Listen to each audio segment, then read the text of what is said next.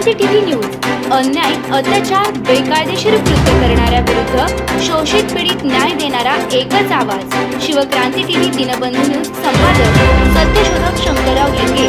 73873780. हिवाळी अधिवेशन पहिल्या दिवशी काय घडले? मुख्य मुद्दे आणि विधेयक.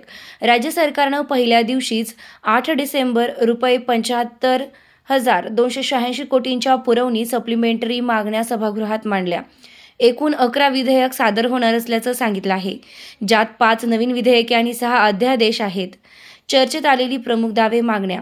विरोधी पक्षांनी पुरवणी मागण्यांवर विरोध नोंदवत आचारसंहिता लागू असताना ही घाई तपासली पाहिजे असा आरोप केला. विरोधकांनी मागणी केली की अधिवेशन कमीत कमी 3 आठवडे असावे, विशेषतः विदर्भच्या प्रश्नांवर पूर्णपणे चर्चा होण्यासाठी. पण हे मागणं बाजूकड्याने नाकारले गेले. सरकारची बाजू. देवेंद्र फडणवीस यांनी सांगितले की पुरवणी मागण्या आणि महत्त्वाच्या अध्यादेशांचा प्रथम दिवशी समावेश होणे संप्रेषित आणि पारंपरिक आहे. त्यांनी म्हटलं की सत्र कमी असले तरी त्या काही दिवस रात्री उशिरापर्यंत काम होईल आणि कामांचा परिपूर्ण वेग राखण्याचा प्रयत्न आहे. संक्षिप्त सारांश.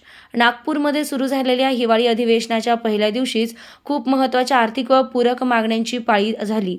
रुपये 75,000 कोटींहून अधिक निधी मागण्यात आले. त्याचबरोबर 11 विधेयक अध्यादेश मांडण्याचा निर्णय घेण्यात आला. पण विरोधकांनी आचारसंहिता असूनही घाईनं भाष्य केल्याचा आरोप करून अधिवेशनाचा कालावधी वाढवावा असा आग्रह व्यक्त केला. सत्ताधारीकडून ती वेळा नाही असं सांगितलं असलं तरी राज्य विकासासाठी वित्तीय तरतुदी व विधेयकांची दखल या प्रक्रियेला गती देण्याचा प्रयत्न असल्याचं सरकारचं म्हणणं आहे.